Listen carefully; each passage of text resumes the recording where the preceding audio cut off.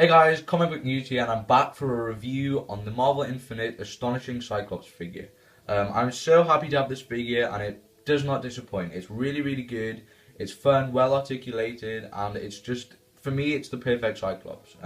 I know some people like the 90s Jim Lee version, but I personally think this Cyclops costume is one of the best ones that we've had, and it's my personal favorite. So I just love the gold, especially on this figure. It does stand out really nicely on the darker plastic. Just one thing you have to watch out when you're buying this: if you see multiples on the pegs, which I highly doubt you will, but if you do, watch out especially for these like gold cuff bits. The main cuff bits, they bleed out a lot in the plastic. The other ones I saw in my comic store did bleed out quite a bit, so this was the best one. And these also, the gold lines, they do have a tendency to smudge or something, and they kind of like bleed out also. I mean, it's kind of difficult to find a good one, or like a perfect Cyclops, but it's doable. Also, the main bit, I guess, is the X here. This is the main bit you want to look out for, because if it looks bad, it's kind of very obvious to see that it looks bad. I mean, you can see there's a bit of smudging. It's not perfect, but it's as close to perfect as I could find on the shelf.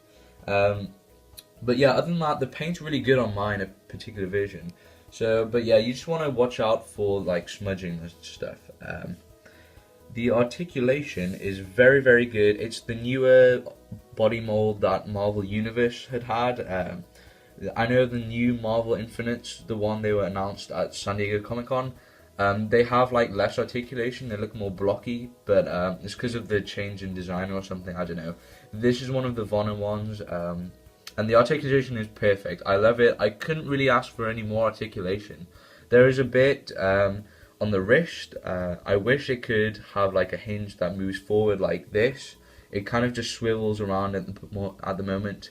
But I guess if you could maybe customize it, I don't know. You'd have to be a pretty good customizer. I'm not a good customizer.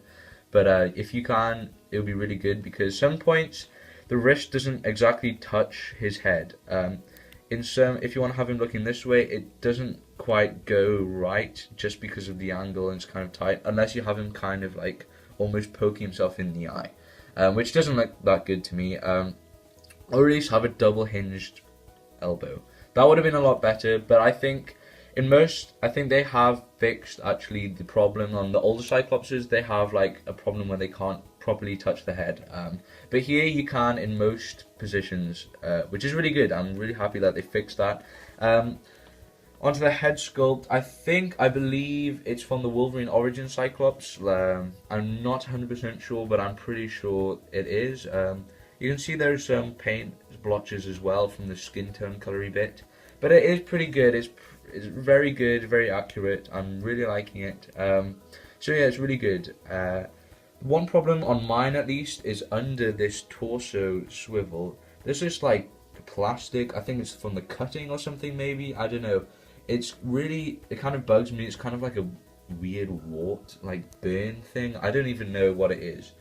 But it's really weird, and it kind of jams this torso swivel to me. It doesn't move properly, and it kind of like moves back into place. I don't know.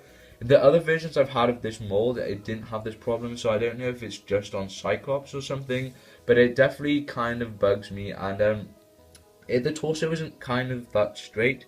When you move it up, it's kind of an angle. I don't know if you can kind of see, it's kind of like this weird angle, and I can't get it to just go in a proper straight way. It's really it kind of bugs me a bit, but it's okay, it's not too bad.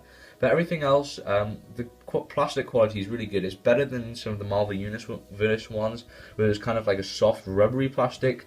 It kind of felt like before they used to feel like they could bend or break or tear off even the plastic of the ball joints. But this feels pretty sturdy. It's not the best plastic quality on a Marvel Universe or Marvel Infinite, but it is pretty good. I'm pretty pleased. It feels like it has some sort of durability, which is good. That's something that I really want to see in my Marvel figures.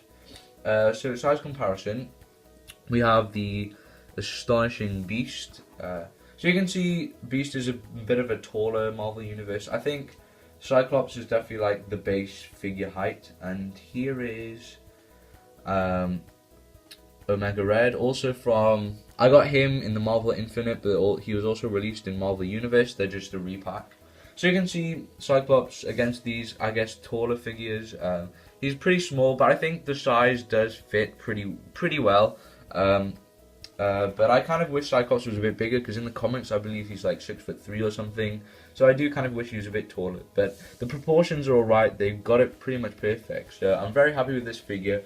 Overall, I definitely highly recommend this figure. He gets a 9 out of 10 for me. So I highly recommend that you pick this guy up. If you see him in a comic store, you definitely want to get him. I don't think he's really hitting stores properly. I think Marvel Infinite's having a bit of trouble, like slowly filtering to stores or retail. So definitely picking up while you can, while you see it. Especially online, I think he's selling out pretty quickly. So I definitely recommend that you go get him. So thank you guys for watching. Have a nice day, and please subscribe.